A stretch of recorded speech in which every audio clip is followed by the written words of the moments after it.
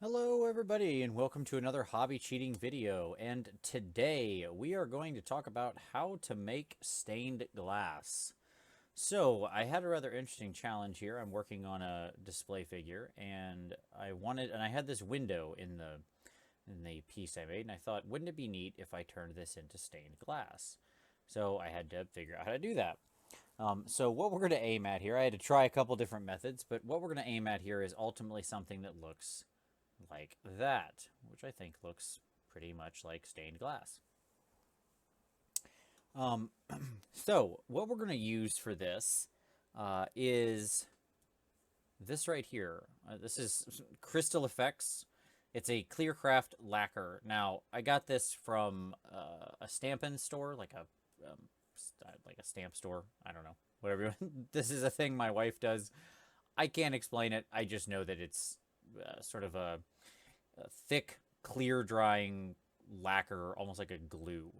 Now, I know that you can also use clear, heavy body glues for this as well. So if you can't find this, I would recommend something like that. But we're going to use this today. And you can find this, online in various places. It's not that hard to get a hold of, but I really like this. The other thing I will say is, in this case, I already have a wireframe. If you don't have a frame in the piece you want to do stained glass on, or just glass in general on, like leaded heavy glass, you could also simply take a wire mesh pattern, say something you buy at your local hardware store. It could be any size wire mesh, but anything that's like crisscross applesauce pattern. You can take that, place it into your open window recess, just cut it to size, and this trick will work for that as well. So, what are we going to do? Well, we're going to take off the cap of this, and it's really pretty simple. So we're going to take it, and we're going to, all we're going to do, what I like about this, the reason I like this stuff, and I might need to clear the tip a little. Yeah, looks like the tip solidified a little. Let me clear that out. Apologize. But all we're going to do is,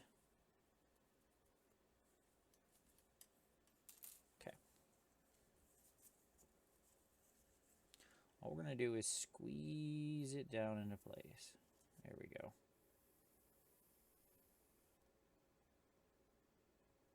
Now this comes out rather thick. If you go for like a heavy body glue, it will do the same thing.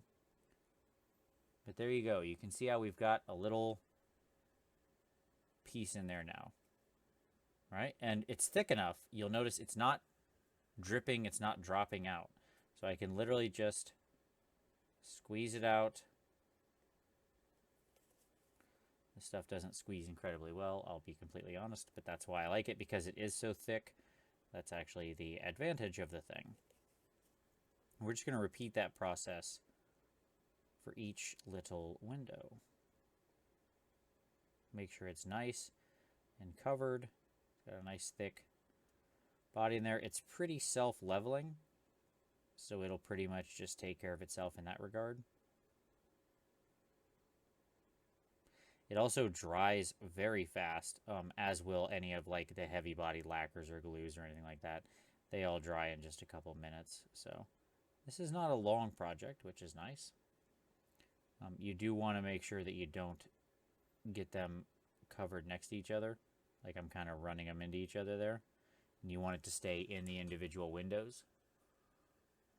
So you can kind of clean that up with a paper clip or whatever just by scraping down the middle. Just be careful, don't take off your paint. In general, you can also go back and clean up afterward by just repainting the edges. And that's fine. So if you just want to be a little messier than I am, and you just want to kind of run in and just put a big layer over it, you can also do that.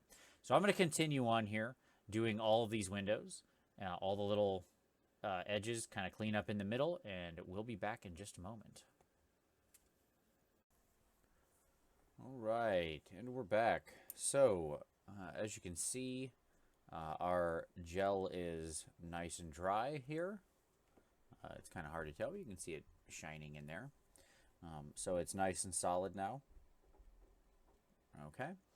And this little stick, little shish kebab stick, is actually like a fun, important tool to have. Always keep some of these near you because, as I was spreading this around and filling all the little holes, sometimes I would get, the two connecting. I don't really want them to connect. I want the middle to be clear free of this gel.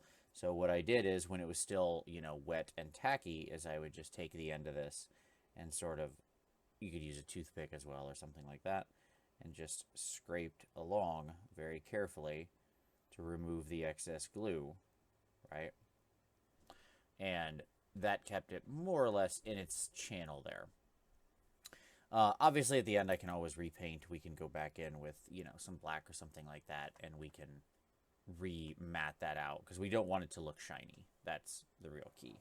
But we can clean that up at the end. So you can also see that I didn't do every single window. I'm not sure if that's visible or not, but there you go. That, as you can tell, does not have any in it.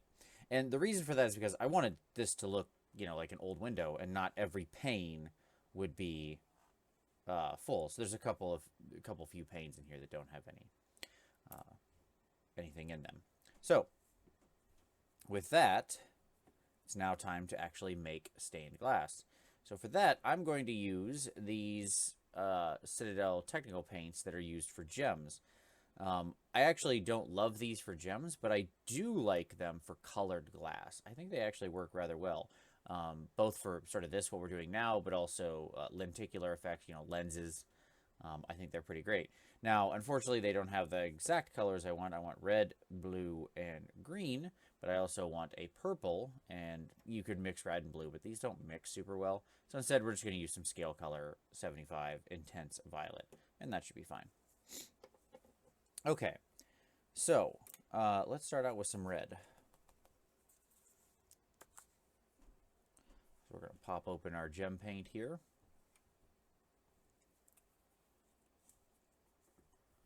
And all we're going to do is we're going to grab a little bit of it, and we're going to pick some windows. Let's say this one will be red.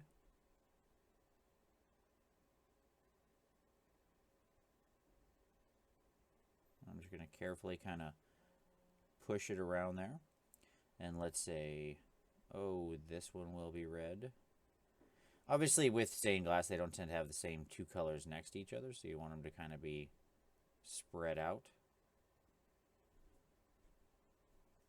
And let's say this down here in this corner will be red. A little too much. You want to make it's kind of a little bit of a balancing act to make sure you have the right amount of paint on here. Again, if you get it a little bit in the wrong place, it's not the end of the world. You can always clean up later. If you get it off, like I did just there on the wall, just grab a spare brush and clean that up quickly.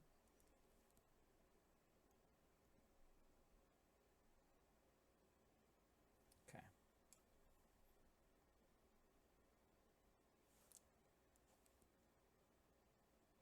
All right.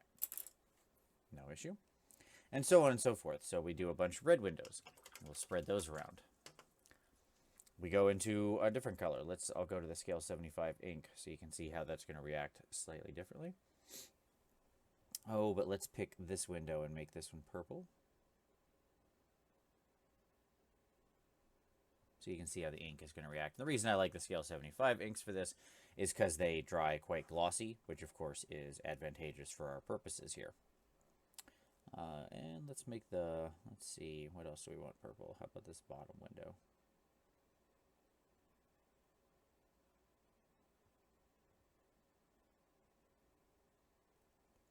And then we'll do this one right here, because why not? We can have them close together, as long as they're not next to each other. All right.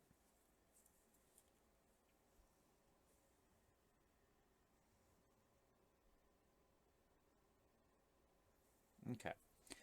And that's basically it. You just slowly color in your windows, using all the different gem paints and colors, and what you get at the end is a wonderful little stained glass. I'll throw up a picture at the end with it lit from behind so you can see what it looks like. But there you go. That's how you do stained glass. It's a pretty simple effect. Like I said, if you don't happen to have a frame already in place, you can just grab any wire mesh from the hardware store that's of the appropriate width of the squares, cut it to size, stick it in there, make sure that's dry, and then lay in your crystal effects or heavy body gel glue and go from there. But I hope you enjoyed. I hope you can utilize that to make some of your own cool scenes of stained glass windows and things like that. It can also be fun for various OSL effects and things like that if you want to have light shining through them down on your miniature. But give it a like if you liked it. Subscribe for more hobby cheating in the future. And as always, see you next time.